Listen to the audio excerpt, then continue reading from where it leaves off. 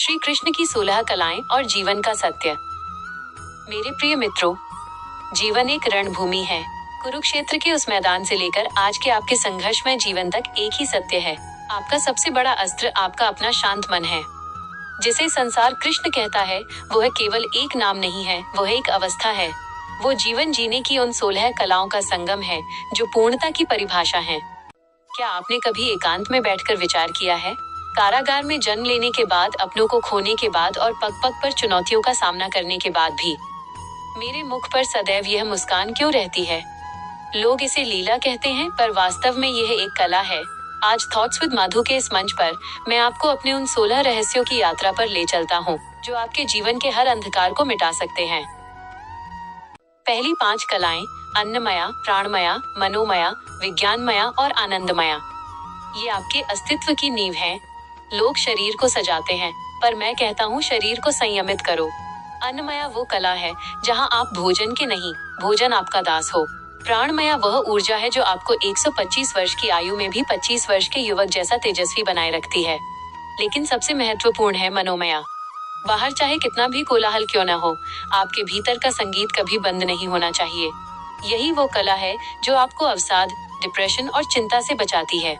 जब आप अपने मन के स्वामी बन जाते हैं, तब आप विज्ञानमया यानी उस विशिष्ट विवेक को प्राप्त करते हैं जहां सही और गलत का भेद मिट जाता है और केवल धर्म शेष रहता है। और अंततः आप पहुंचते हैं आनंदमया की अवस्था में, जहां सुख दुख केवल लहरें मात्र रह जाती हैं और आप शांत समुद्र बन जाते हैं।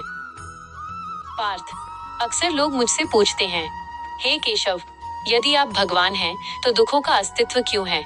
यहाँ कर्म योग का वास्तविक अर्थ समझो। कर्म करना तुम्हारा अधिकार है, पर फल की इच्छा पर तुम्हारा वश नहीं।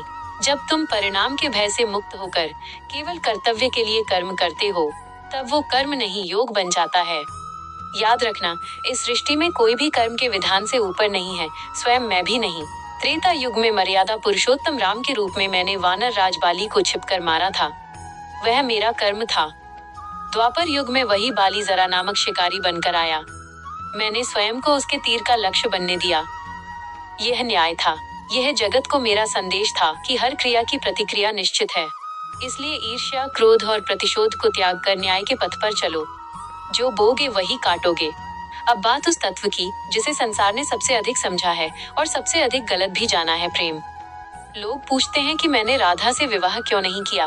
प्रिय आत्माओं, विवाह तो 2 व्यक्तियों के बीच होता है, जहाँ 2 मिलकर एक होने की चेष्टा करते हैं। पर राधा और मैं, हम तो सदा से एक ही प्राण हैं। राधा मेरी ह्लादिनी शक्ति है, वो आनंद जो मुझ में ही समाहित है। क्या कोई स्वयं से भी विवाह करता है? प्रेम का वास्तविक स्वरूप पाना नहीं, बल्कि स्वयं को खो देना है। प्रेम बंधन नहीं, मुक्ति है। यह अधिकार नहीं, पूर्ण समर्पण है। जो प्रेम में शर्त रखता है, वो व्यापार करता है, और जो प्रेम में अपना अस्तित्व लुटा देता है, वही वास्तव में मुझे पा लेता है। मेरा और राधा का संबंध केवल अनुराग नहीं, वह आत्मा का परमात्मा से मिलन का मार्ग है। भक्ति का अर्थ अहंकार नहीं है। मेरी कलाएं जैसे अतिशयनी, प्रभुता और सत्य, ये सिखाती हैं कि शक्ति का उपयोग अंतिम विकल्प होना चाहिए।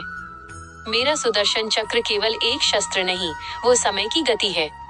वह रुकता नहीं, पर मैंने उसे तभी उठाया जब धर्म की रक्षा का कोई और मार्ग शेष नहीं बचा। मैंने दुर्योधन को भी अवसर दिया और अर्जुन को भी राह दिखाई।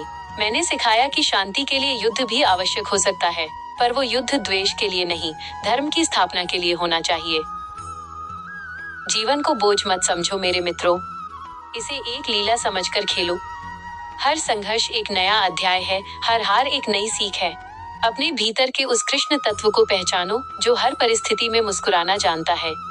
16 कलाएं कोई जादुई शक्तियां नहीं, वे आपके भीतर सोए हुए वो गुण हैं जिन्हें जगाने की आवश्यकता है।